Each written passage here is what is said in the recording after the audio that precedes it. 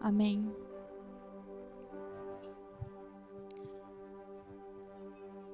Eu estou olhando aqui, e se eu não estiver errada, mas eu acho que eu não estou, todos os membros estão aqui, né? Cadê a Fabi? Eu vi o Mateu aqui, cadê o Álvaro? A Aline está aqui, cadê o Carlos? Está lá. A gente sempre observa o rostinho de cada um. Estamos todos aqui nessa manhã reunidos como família para cultuar o Senhor. Isso é uma grande alegria, queridos. Uma grande alegria ver cada um de vocês aqui.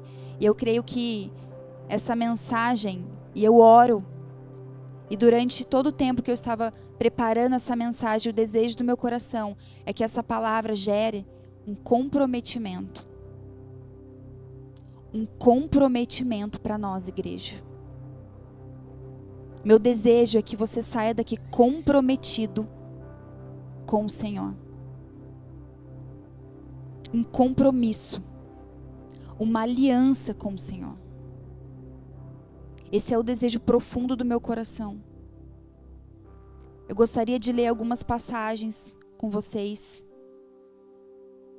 Mateus 6:33 diz assim: busquem em primeiro lugar o reino de Deus e a sua justiça, e todas essas coisas lhes serão dadas. Em seu primeiro sermão, Jesus considerava as pessoas a buscarem em primeiro lugar o seu reino. Uma coisa, somente uma coisa: busque o meu reino. Uma coisa, busquem o meu reino. Marcos 8:34.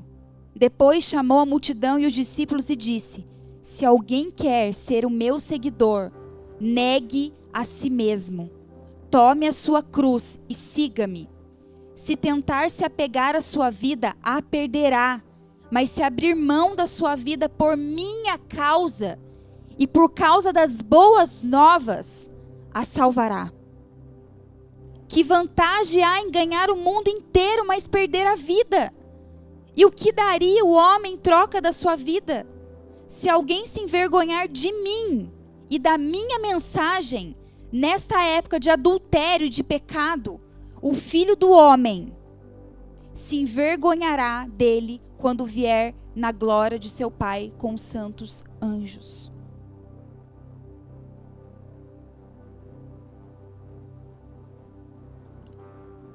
Negue a si mesmo. Tome a sua cruz. Olha o convite de Jesus para cada um de nós. Busque o reino de Deus. Agora, ei, vocês vão precisar negar a si mesmos. Eu quero dividir a cruz com vocês. Carregue a sua cruz e siga-me. Jesus convoca aqueles que desejavam segui-lo a negarem a si mesmo e a levarem sua própria cruz. É uma convocação para nós, cristãos. A gente precisa entender isso. Eu sei que você já ouviu essa passagem diversas vezes, mas será que a gente consegue entender o peso dessa palavra? O que isso tem gerado dentro de nós quando nós ouvimos essa mensagem? E vai estreitar mais. Lucas 9:62. Mas Jesus lhe disse: quem põe a mão no arado e olha para trás não está apto para o reino de Deus. Você tem ideia? Está estreitando. Quem coloca a mão no arado e olha para trás não está apto para o reino de Deus. Não dá tempo de olhar para trás. Não tem mais. Não tem menos. Não tem metade. É tudo. Não é só um pouquinho. É tudo que Ele exige de nós. Se eu e você tomamos a decisão de seguir a Cristo, vai custar tudo de nós. É uma entrega profunda e absoluta que Ele espera de cada um de nós. Jesus revela a seriedade desse chamado. Não dá para olhar para trás. Não dá para perder tempo. É só olhar para frente. E caminhar. Caminhar. Senhor, vai me custar isso? Amém. Eu nego a mim mesmo. Eu carrego a minha cruz. João 12, 25. Quem ama a sua vida nesse mundo, a perderá. Quem odeia a sua vida nesse mundo, a conservará por toda a eternidade. Os nossos olhos precisam estar na eternidade, querido. Não podemos nos apegar às coisas dessa terra. Porque a palavra está dizendo, se nós nos apegarmos a essa vida, nós vamos perder, nós vamos morrer. Mas se os nossos olhos estiverem na eternidade, viveremos para sempre com o Senhor. Vida eterna. Então deve ser um exercício diário para cada um de nós colocar os nossos olhos na eternidade. Todos os dias, é um exercício que nós precisamos fazer, porque o tempo inteiro nós estamos preocupados com coisa dessa terra.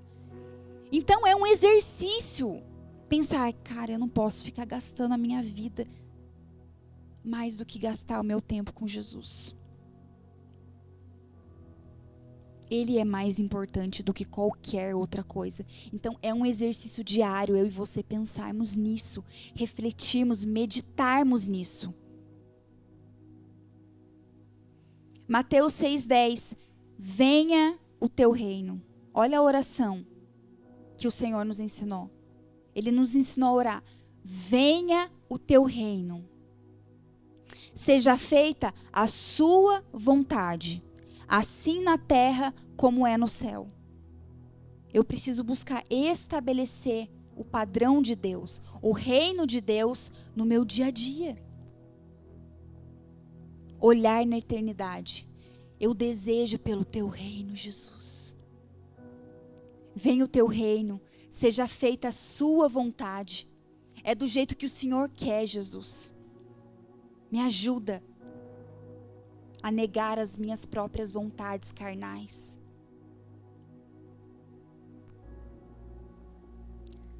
Agora, queridos, quando nós olhamos para todas essas verdades que eu acabei de ler aqui, todas essas verdades,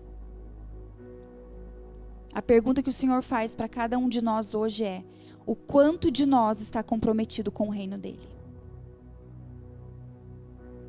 Até onde estamos dispostos a segui-lo?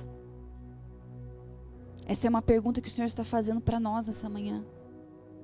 O quanto de mim e de você está comprometido com o reino de Deus?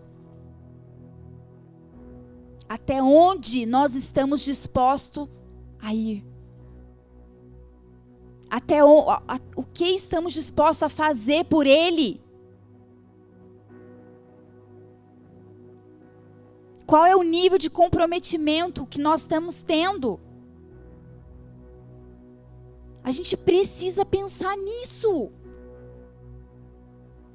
Não é brincadeira. Mas o Senhor o tempo inteiro, nós lemos cada versículo aqui, nos chama para uma responsabilidade, para uma vida de entrega. O quanto estamos comprometidos com o reino de Deus. Cara, a gente se compromete com tantas coisas. A gente faz tantas coisas desse mundo com tanta excelência, com tanta criatividade, com tanto zelo. E com as coisas do reino, o quanto nós estamos comprometidos.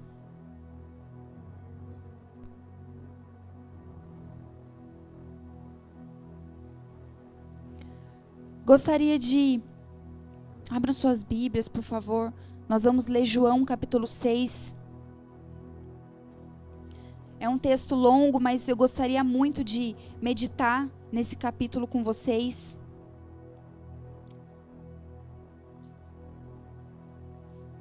Existe algo poderoso que o Senhor quer nos ensinar nessa manhã.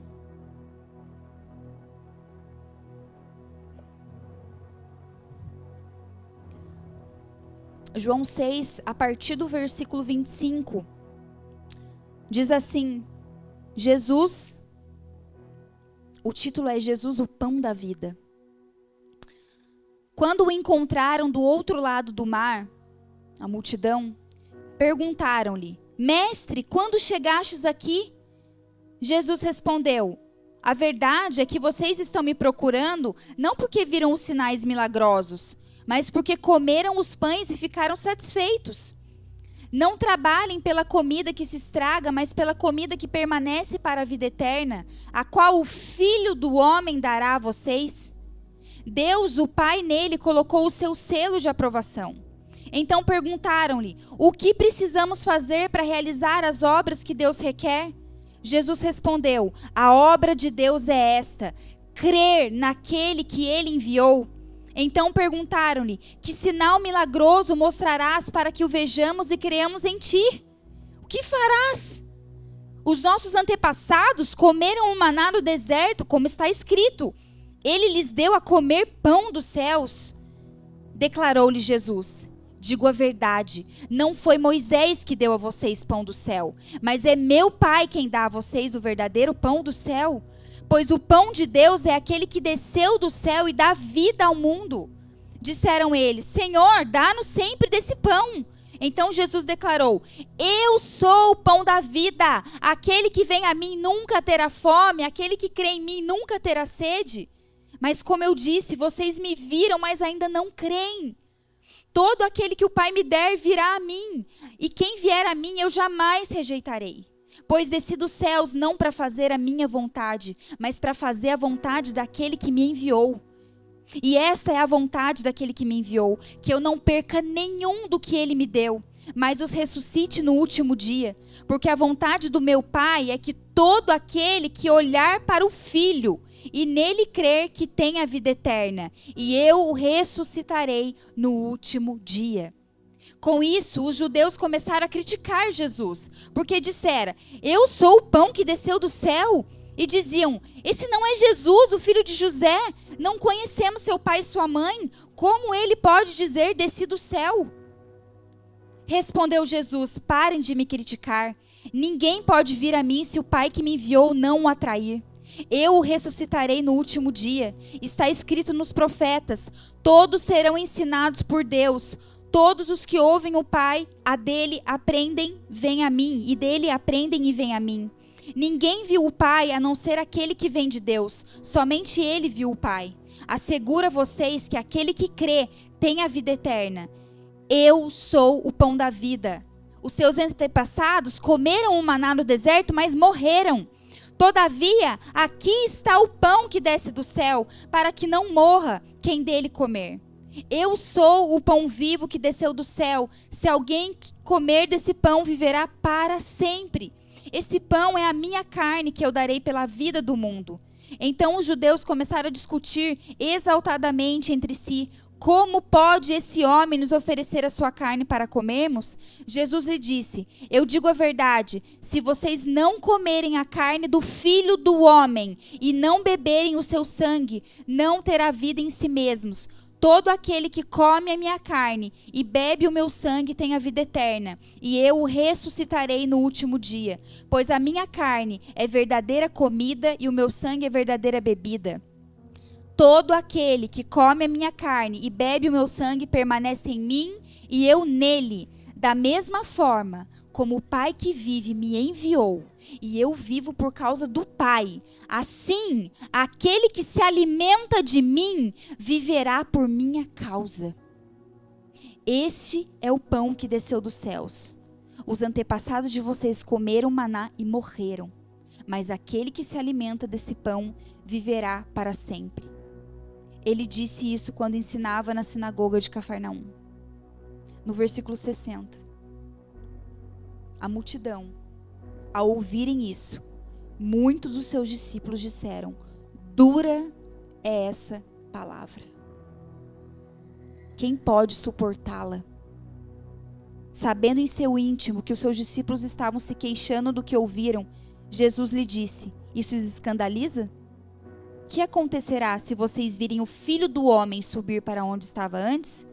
O Espírito dá vida, a carne não produz nada que se aproveite. As palavras que eu disse são Espírito e vida. Contudo, há alguns de vocês que não creem. Pois Jesus sabia desde o princípio quais deles não criam e quem o iria trair. E prosseguiu: é por isso que eu disse a vocês que ninguém pode vir a mim, a não ser que isso seja lhe dado pelo meu Pai. Daquela hora em diante, muitos dos seus discípulos voltaram atrás e deixaram de segui-lo. Muitos olharam para trás e deixaram de segui-lo. E Jesus perguntou aos 12: vocês também não querem ir? Então Pedro lhe respondeu: Senhor, para quem iremos? Tu tens a palavra de vida eterna. Nós cremos e sabemos que és o Santo de Deus. Nós cremos e sabemos que você é o Santo de Deus. Agora, olha só essa passagem. A multidão tinha acabado de ser alimentada. Tinham acabado de ver o milagre da multiplicação dos pães e do peixe. E aí Jesus começa dizendo assim: eu sei porque vocês estão me procurando. Vocês comeram os pães e ficaram satisfeitos. E ele já começa falando: não trabalhem por comida que se estraga, mas pela comida que permanece para a vida eterna. Olha o que Jesus começa a conversa com eles. Eu sei por que vocês estão atrás de mim. Foi porque vocês comeram e ficaram satisfeitos. Então o povo perguntou: o que podemos fazer para realizar as obras que Deus requer? O que a gente precisa cumprir? E aí Jesus disse: a obra de Deus é esta, crer naquele que Ele enviou. Toda essa conversa com a multidão, Jesus estava querendo se revelar a eles. Não o que Ele poderia oferecer, mas quem Ele era. Não o pão que Ele poderia dar, mas quem Ele era. Ele falava: eu sou o pão vivo que desceu do céu. O povo se alimentou do maná no deserto, mas eles morreram.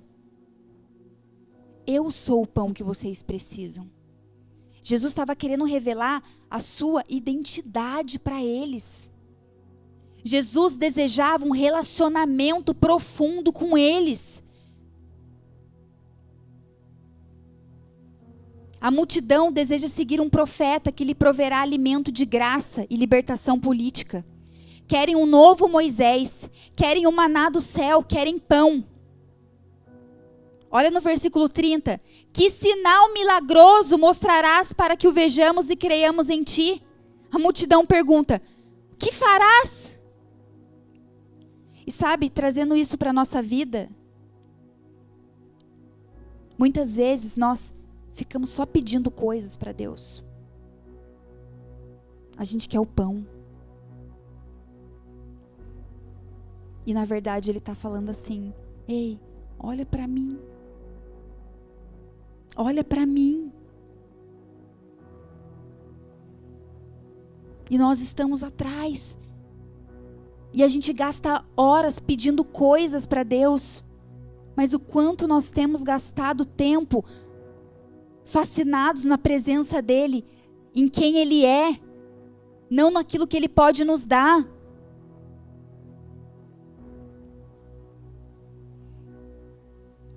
Olha o que Jesus falou para a multidão: não foi Moisés quem deu pão para vocês, mas é o Pai quem dá a vocês pão do céu. Eu sou o pão do céu. Olha para mim.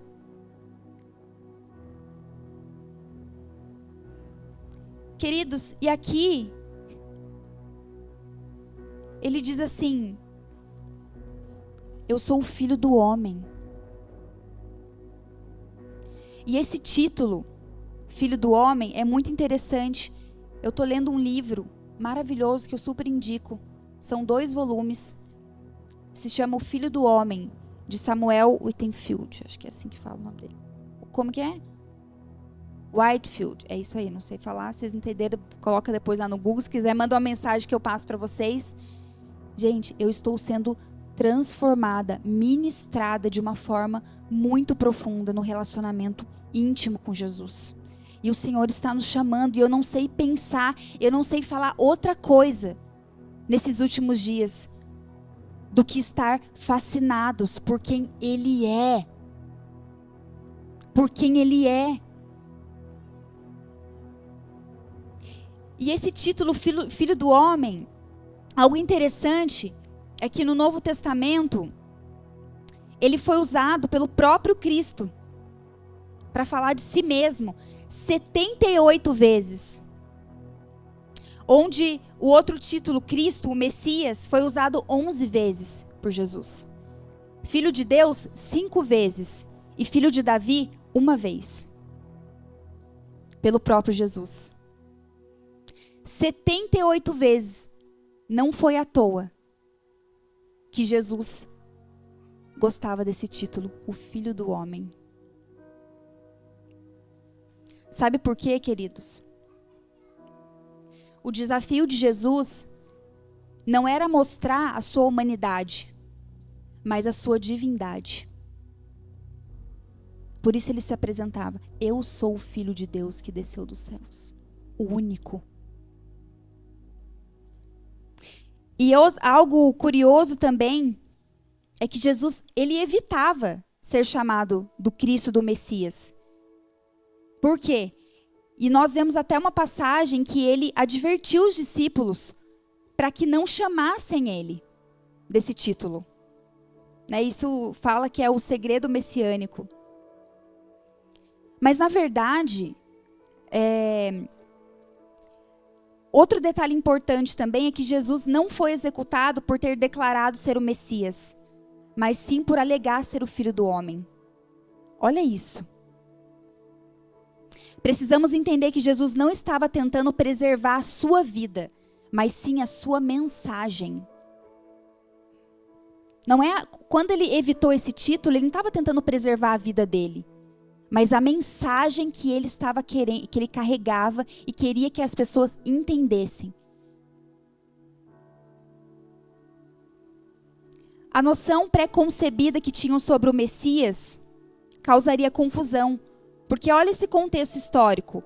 Na época em que Jesus nasceu, havia uma grande expectativa messiânica, alimentada por uma esperança profética, pelo nacionalismo judeu e por um desejo ardente de libertação do domínio de Roma. O Messias era visto principalmente como um libertador político. Por essa razão, muitos candidatos a salvadores da pátria tentaram mobilizar uma revolta em Roma, alegando ser o Messias. Então, apesar dele ser o verdadeiro Messias, declarar esse fato não seria uma exclusividade naquele primeiro século, pois havia muitos que afirmavam ser o Messias. Jesus sabia que ainda não era o momento para que os reinos deste mundo fossem julgados e para que o seu reino fosse estabelecido na terra. Por esse motivo, ele não se apresentou como Messias em sua primeira vinda, embora um dia vai fazê-lo. O título Messias, preste atenção nisso, o título Messias descreve essencialmente um libertador político que restaurará Israel e colocará as nações sobre o domínio de Deus. É um título funcional que descreve uma das incumbências de Jesus. O título Filho do Homem é completamente diferente, não é um cargo, é uma identidade. Mais do que ele iria fazer, ele queria revelar quem ele era. Gente, desde o princípio tem a ver com um relacionamento íntimo com Ele. Só que muitas pessoas ainda querem um Moisés que façam aquilo, que provê coisas para elas. Sabe, a gente fica preocupado com a política, com tantas coisas. Nós temos sim que orar, a palavra nos instrui a orar pelos nossos governantes. Mas não adianta a gente achar que eles serão a solução. Cristo é a solução. E Ele nos chama para esse relacionamento de intimidade com Ele. Para olhar para Ele, somente para Ele. Quando as pessoas perguntavam a Jesus se Ele era o Cristo, não estavam interessadas em saber quem Ele era, mas sim em que Ele iria fazer. Olha isso. E o tempo inteiro Ele estava falando: eu sou o pão vivo que desceu do céu. Aquele que vir até mim não terá mais fome. Eu posso satisfazer você de uma forma que nenhuma outra coisa pode saciar. Sabe, temos a tendência de nos relacionar funcionalmente com as pessoas, com base em como elas podem ou não nos beneficiar. Mas essa é uma maneira materialista de se estabelecer relacionamentos. Não é o que as pessoas podem nos dar, mas é quem elas são. Nós precisamos olhar para as pessoas. Sabia? Existe uma mentalidade muito grande de nós buscarmos relacionamento por aquilo que as pessoas podem nos oferecer. Mas o desejo do nosso coração e do coração de Deus é para que a gente se relacione com as pessoas por aquilo que elas são. É dessa forma que nós devemos estabelecer relacionamento. Assim como Cristo, não é por aquilo que Ele pode nos dar, mas por quem Ele é. O tempo inteiro, Ele está se apresentando para nós. Olha para mim. Jesus se apresentou como Filho do Homem, pois quer que nos relacionemos com Ele por causa de quem Ele é. Primeiro Ele quer ser conhecido por quem Ele é como pessoa e depois pelo que Ele fará. Ele quer que conhecemos primeiro como Deus e depois como Rei. Jesus queria ser reconhecido, recebido e amado como Filho divino. O Filho do Homem que desceu do céu. Yahvé em forma humana. Ele terá prazer, escute isso. Ele terá prazer em libertar as nações como Messias. Ele vai fazer isso, é promessa. Ele vai restaurar todas as coisas. Mas primeiro Ele quer ser recebido e amado como Deus encarnado.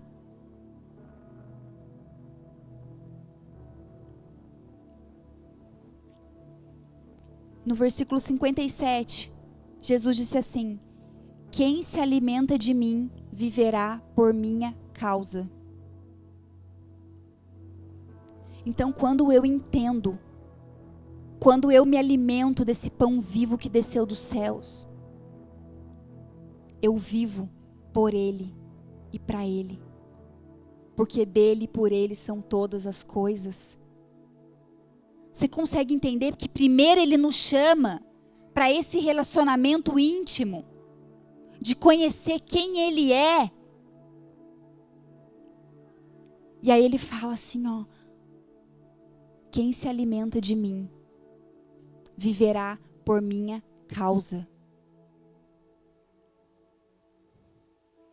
Precisamos ter prazer por Jesus, fascinação por Jesus.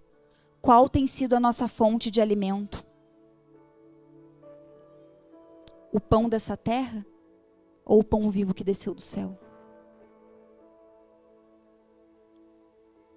Quantas horas temos gastado com Jesus e quantas horas temos gastado com o pão dessa terra? Não podemos ser como a multidão, estar diante de Jesus e querer o Moisés. Estar diante de Jesus.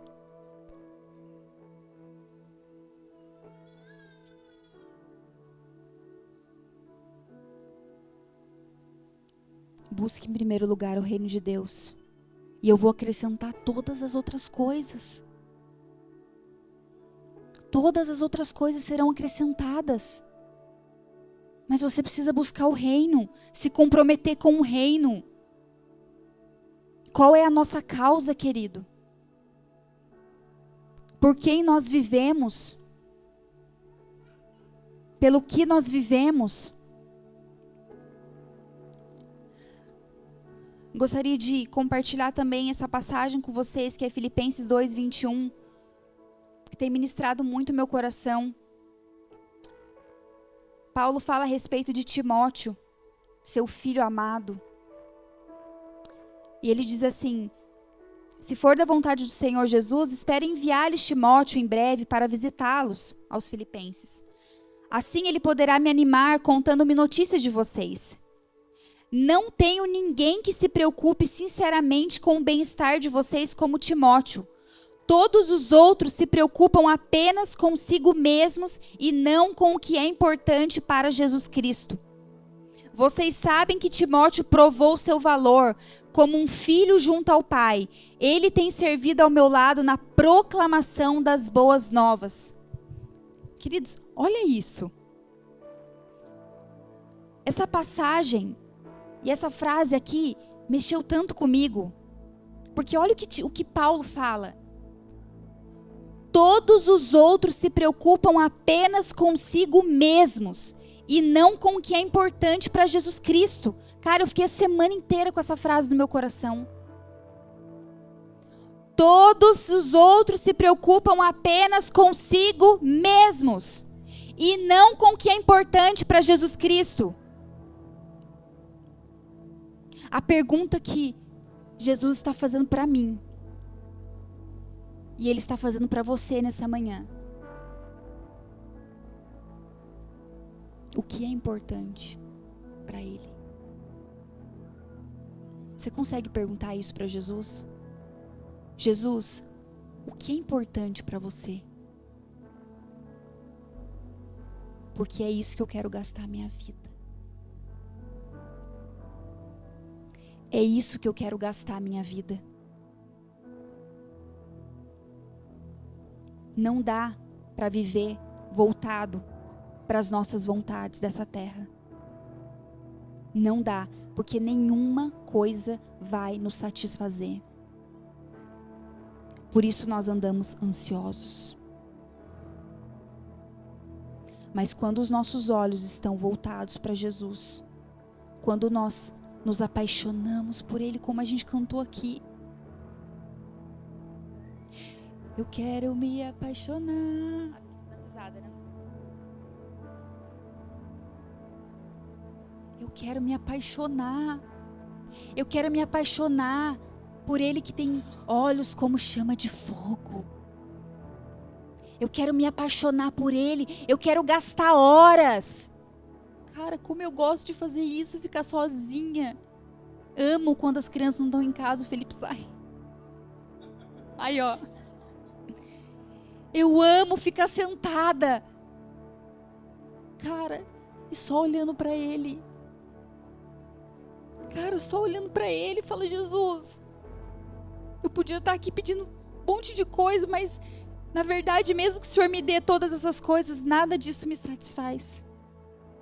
Nada disso me satisfaz mais do que estar aqui, ó, rasgando, chorando, derramando lágrimas na tua presença.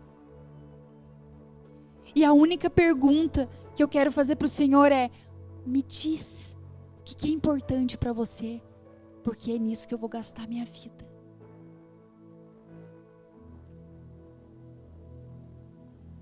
Por favor, carrega essa pergunta no seu coração ao longo dos próximos dias. Saia daqui. Jesus, o que é importante para você? Até agora, eu fiz tudo que era importante para mim. Mas agora eu quero fazer aquilo que é importante para você, Jesus.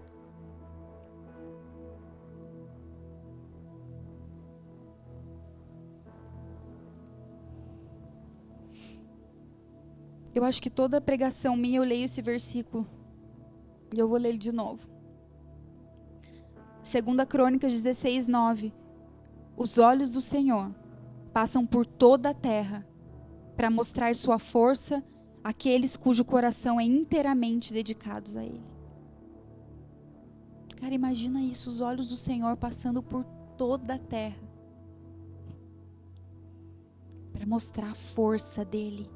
Aqueles cujo coração é inteiramente dedicado a Ele. Cara, eu não consigo pedir outra coisa para Jesus. Jesus, eu quero ser inteiramente dedicado ao Senhor. inteiramente. Eu posso fazer muitas coisas, Jesus, ao longo dos meus dias. Mas o que o meu coração está queimando é por quem você é, Jesus. Fala para mim aquilo que o Senhor tem prazer. Fala para mim, porque eu vou fazer tudo.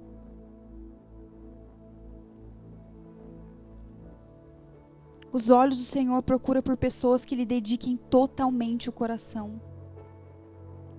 Ele deseja revelar sua força e liberar porções abundantes de misericórdia, de fé, de graça, de compaixão, revelação, sabedoria, poder, livramento para aqueles que lhe dedicam totalmente o coração.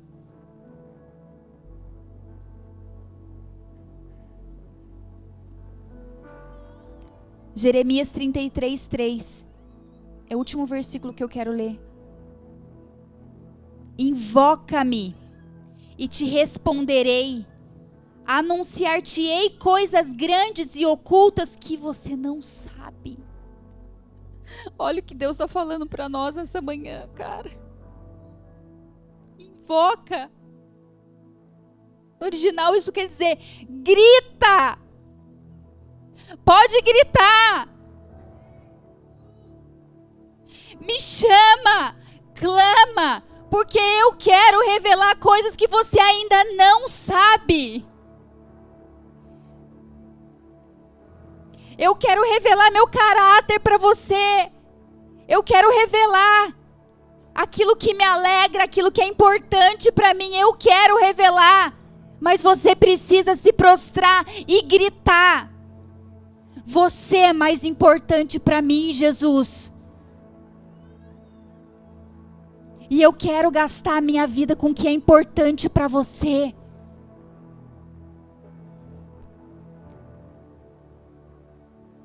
Invoca-me.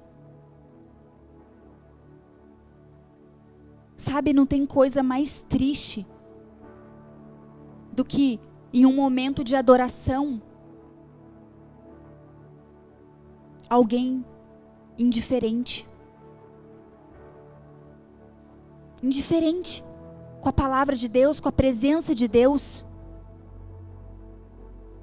A gente precisa rasgar nosso coração, queridos. Rasga. Grita por Ele. Tenha uma ação. Faça alguma coisa. Não dá para ficar vivendo de culto de domingo. Não dá. A gente precisa se comprometer com Ele. Se comprometa com Ele, com as coisas dEle. O que você tem feito? Eu me relaciono com Ele e falo o que é importante para o Senhor. O que o Senhor me deu? Quais são os meus dons? Quais são os meus talentos? Porque eu quero servir o corpo de Cristo. Eu quero servir aquelas pessoas que são importantes para você, Jesus. Eu quero servir aquelas pessoas que você deu a sua vida. Eu quero gastar a minha vida com isso. Eu quero me comprometer com isso. Sabe, essa semana eu estava conversando com a Lê, com a minha filha. E a Lelê, ela tem um dom musical que eu e o Felipe não temos. Vocês viram, né? Eu comecei a cantar aqui, ela já começou a rir lá. E ela tem o dom. Ela pega um instrumento, ela está aprendendo. A Débora está super ajudando ela. Glória a Deus. A gente já está procurando, né, escolas para poder desenvolver o dom dela. Porque é nossa responsabilidade como pais. Então, nós identificamos um talento. E eu tenho conversado com ela assim, filha, escuta a mamãe, Deus deu um talento para você. E você não pode enterrar esse talento. Eu vou te ajudar, mas você precisa se comprometer com o Senhor. Você não está fazendo aula, vai ver vídeo no YouTube, faz alguma coisa para você aprender. Mas desenvolve esse talento. Porque isso é precioso, foi Ele que te deu. Eu falei, eu vou ficar gastando horas ali, eu não consigo fazer aquilo que você já pegou a música ali. A Débora passou a música para ela, eu falei, meu Deus do céu, Deus deu algo para ela. E eu fico, filha, todo dia. Filha, a gente precisa fazer alguma coisa. E o que Deus deu para você? E o que Deus deu para você? O que Ele entregou para você? O que você está fazendo? Qual é o seu nível de comprometimento com aquilo que Ele deu para você?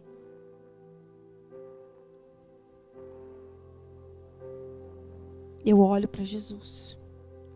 Eu me apaixono por Jesus. Eu estou fascinada por Jesus. Então eu me comprometo com as coisas dele. Eu não vou ficar indiferente. Mas eu quero fazer parte. Eu quero estar ativo.